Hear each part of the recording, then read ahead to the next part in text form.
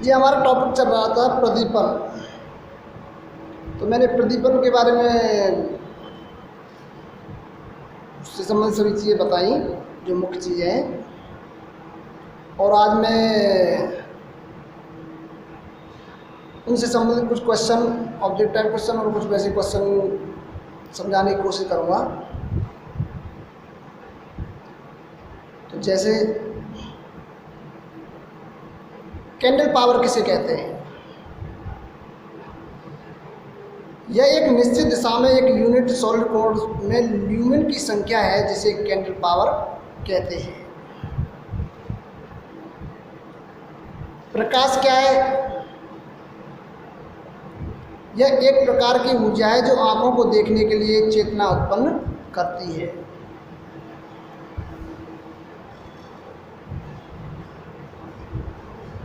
प्रकाश की क्या क्या विधियां हैं? तो प्रकाश की direct lighting, semi direct lighting, semi indirect lighting और इनडायरेक्ट लाइटिंग, और एक होती है सामान्य lighting.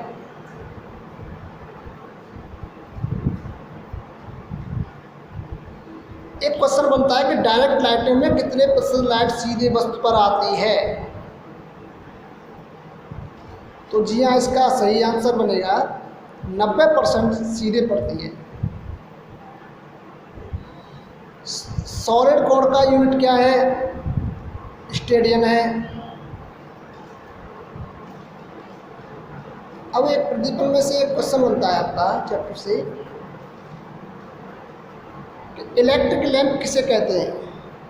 What is the electric lamp?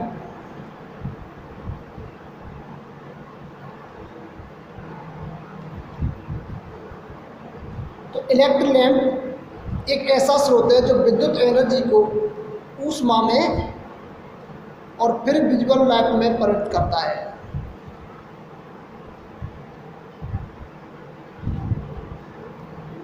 Next question लेते हैं।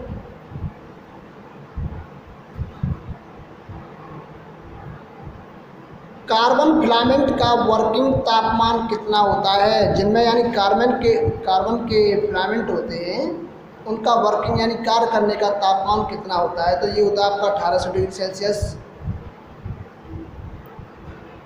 और नेक्स्ट क्वेश्चन है, मरकरी वेपर लैंप कितने प्रकार के होते हैं? मरकरी लैंप तो आपने सुनी होंगी, तो उसके बारे में थोड़ा बता दूं कि ये 3 प्रकार की होती हैं। High pressure mercury vapour lamp जिसे एमए टाइप बोलते हैं, दूसरी होती है high pressure mercury vapour lamp MAT type, और एक होती है अधिक high pressure mercury vapour lamp जिसे एमबी टाइप बोलते हैं।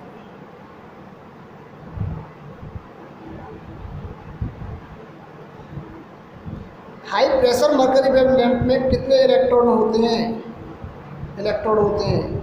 तो इसमें 3 इलेक्ट्रोड होते हैं, जिनमें से 2 मुख्य इलेक्ट्रोड और 1 सहायक इलेक्ट्रोड होता है।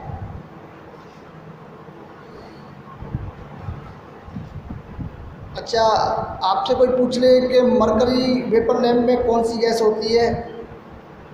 तो इसमें आर्गन होती है थोड़ी मात्रा में और थोड़ी मात्रा में मरकरी होती है।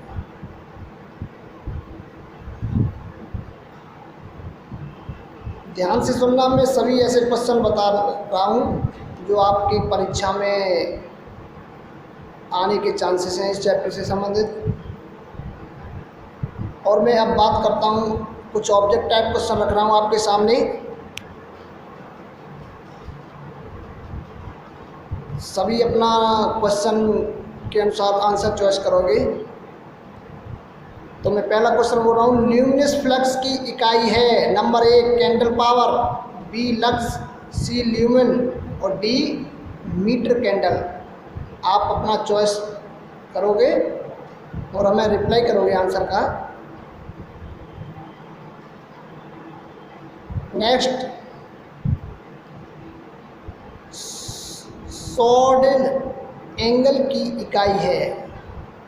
Degree, steradian, radian, east.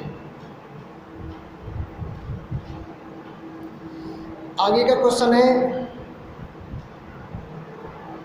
रोशनी के लिए कौन सा लैंप अधिक प्रयोग किया जाता है?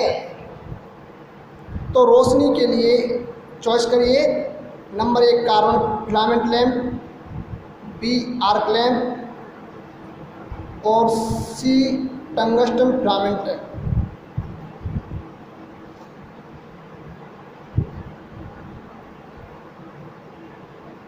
एक और क्वेश्चन बनता है इसी चैप्टर से, सिनेमा प्रोजेक्टर में कौन सा लैंप प्रयोग किया जाता है? जी हाँ, मैंने उस दिन बताए थे, वहीं से गौर करना। तो इसके ऑप्शन है carbon arc lamp, carbon filament lamp और neon lamp, gas discharge lamp.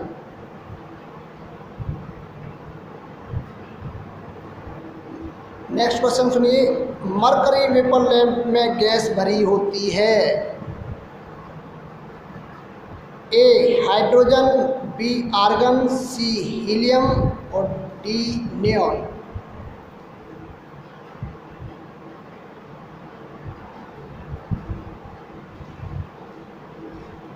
Next सुनिए,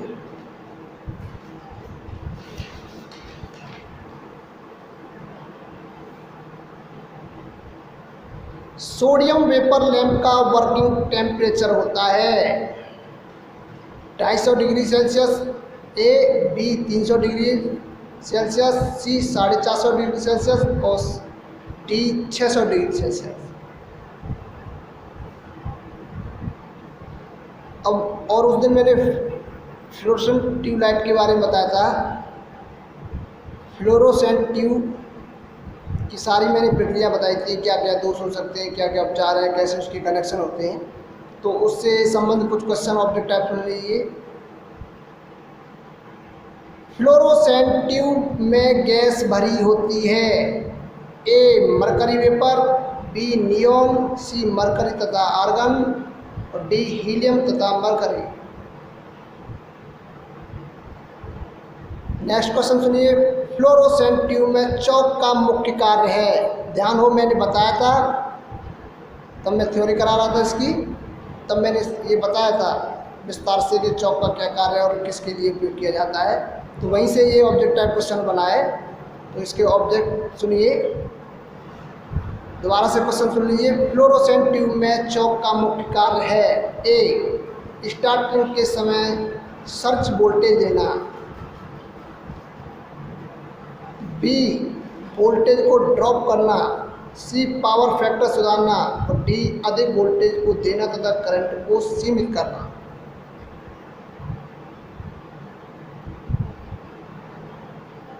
नेक्स्ट, फ्लोरोसेंट ट्यूब की प्रकाश दक्षता होती है 40 ल्यूमेन प्रति वाट, बी 45 ल्यूमेन प्रति वाट, सी 60 ल्यूमेन प्रति वाट और डी 75 ल्यूमेन प्रति वाट।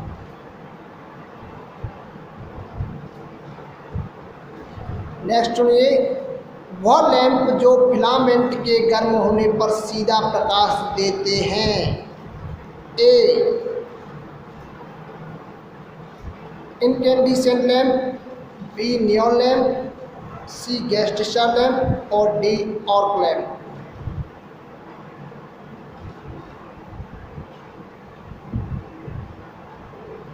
हाँ जी, ये क्वेश्चन बहुत अच्छा आ रहा है। नेक्स्ट, जो आपने ट्यूबलाइट देखी है, होती है फ्लोरोसेंट ट्यूबलाइट होती है, तो 40 वाट ट्यूब का व्यास होता है। ए 12 मिमी, सी 25 मिमी, सी 30 मिमी और डी 38 मिमी। और से सुन लीजिए, 40 वाट ट्यूब का व्यास होता है ए 12 मिमी, बी 25 मिमी, सी 30 मिमी और डी 38 मिमी, यानी mm। ठीक है। नेक्स्ट क्वेश्चन भी फ्लोरोसेंट ट्यूबलाइट से ही है। ट्यूब स्टार्टर के अंदर गैस भरी होती है? हीलियम, नियॉन, आर्गन और या इनमें से कोई नहीं। और आपने देखा होगा कि फ्लोरेसेंट ट्यूबलाइट जब लगी रहती है तो कहीं कहीं देखा हुआ कि कंडेंसर लगा होता है, उसमें कंडेंसर लगा होता है। तो इसका क्या कार्य है? ऑब्जेक्ट सुनिए, पावर फैक्टर सुधारने के लिए, बी वोल्टेज सुधारने के लिए, सी ट्यूब को सुरक्षित रखने के लिए और डी पूरी लाइट देने के लिए। और से समझना तब इसके आंसर चॉइस करना।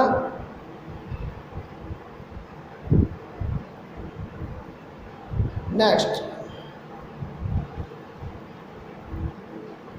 पार्किंग स्थानों पर इल्यूमिनेशन स्तर लगभग होता है 8 ल्यूमेन प्रति वर्ग मीटर, बी 10 ल्यूमेन प्रति वर्ग मीटर, सी 12 ल्यूमेन प्रति वर्ग मीटर और डी 80 ल्यूमेन प्रति वर्ग metre.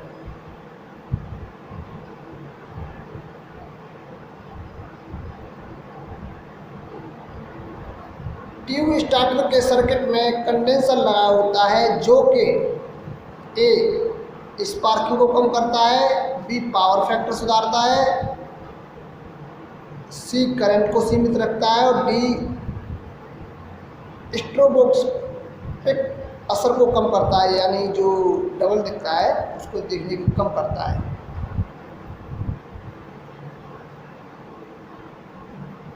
Next, DC arc lamp में इलेक्ट्रोड का व्यास होता है ए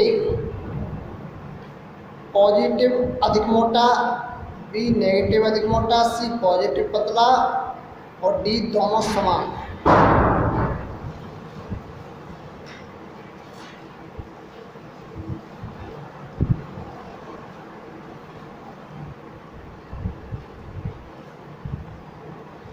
नेक्स्ट क्वेश्चन सुनिए,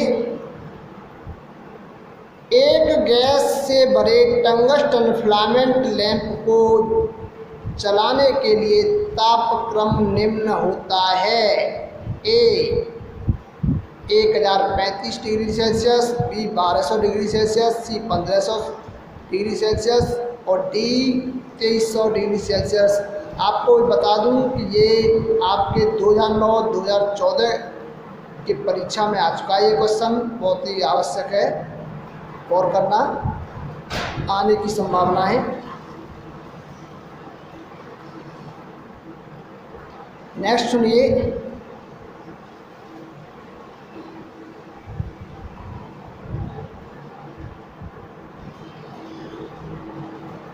नीले रंग प्राप्त करने के लिए नियॉन साइन लैंप में कौन से एक बेसिक फ्लोरोसेंट पाउडर का प्रयोग किया जाता है? ये आपका सन 2016 में आया है ये क्वेश्चन। इसके ऑप्शन सुनिए, cadmium silicate, B calcium silicate, C calcium tungstate और डी जिंक सिलिकेट।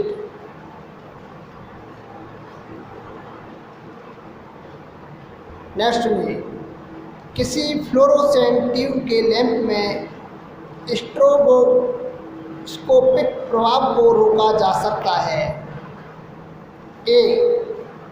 इसके ऑब्जेक्ट बताने से पहले मैं बता दूं स्ट्रोबोस्कोपिक प्रभाव क्या होता है। आपने देखा होगा कि ट्यूबलाइट जल रही है तो उसकी प्रकाश में रात में आपने देखा होगा पंखे की जो पंखड़ी होती है तो ऐसा प्रतीत होता है कि वो उल्टी दिशा में घूम रहा है। समझ रहे हो ना, लाइट जैसे जलाते हैं तो ऐसा प्रतीत होता है, हम पंखड़ी की तरफ देखें तो वो उल्टी दिशा में रनिंग कर रहा है। इसी को स्ट्रोबोस्कोपिक प्रभाव कहते हैं। और इसे दूर करने के लिए क्या किया जा सकता है, यहीं से ये क्वेश्चन बनता है। तो इसके लिए ऑब्जेक्ट आपके सामने प्रस्तुत कर रहा हूँ। एक 40 वॉट की सीरीज में चौक के साथ दो 20 वॉट के लैंप के द्वारा, बी 2 ट्यूबलाइटों को लैग लीड सर्किट के रूप में समांतर जोड़कर और सी उच्च वैल्यू रेंज कैपेसिटर को जोड़कर और डी थर्मल प्रकार के स्टड का प्रयोग करके। ठीक है,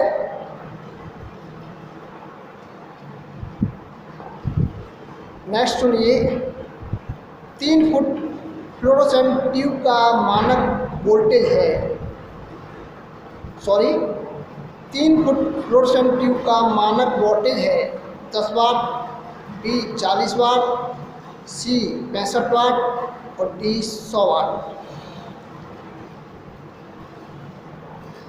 नेक्स्ट सुनिए, ल्यूमेन प्रतिपाद इकाई है लाइट फ्लक्स की, दीप्तता की, सी चमक की और डी दीप दक्षता की। ये भी आपका सन 2016 में क्वेश्चन आ चुका है।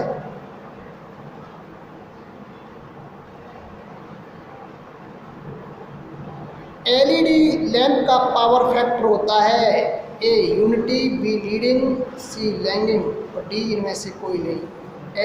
एलईडी लाइट जो होती है ना उसकी बात है।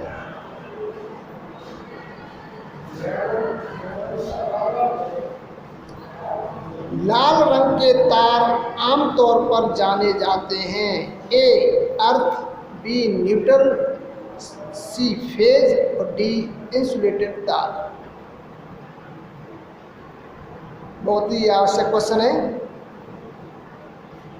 जो आपके फिटिंग में आपने देखा होगा। रेड वायर किसके लिए प्रयोग किया जाता है तो उससे संबंधित है।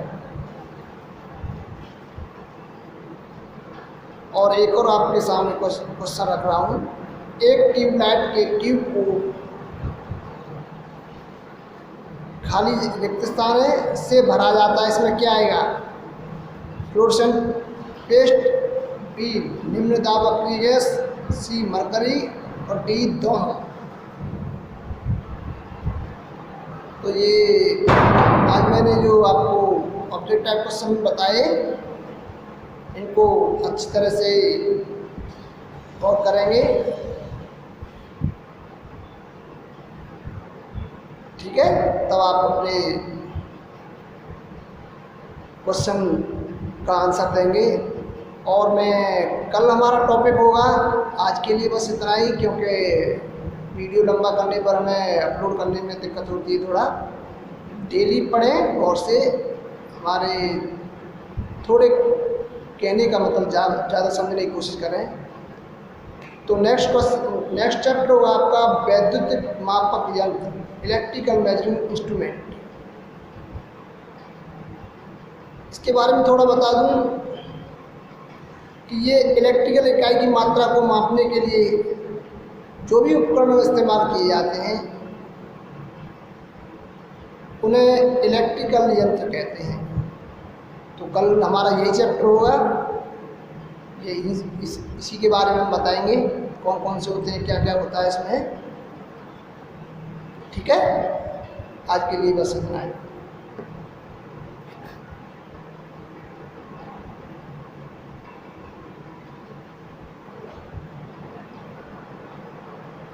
और एक बात और बता दूं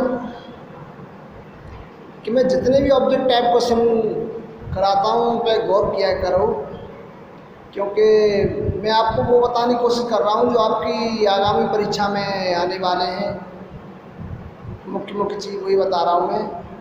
और ध्यान रखना, आपके ऑब्जेक्ट जो आपका पेपर होता है वो ऑब्जेक्ट टाइप क्वेश्चन ही आते हैं उनमें, तो इन पर गौर करना ज़रूर आवश्यक है, जिससे आपको परीक्षा में हेल्प मिल सके, ठीक है? ನನಗೆ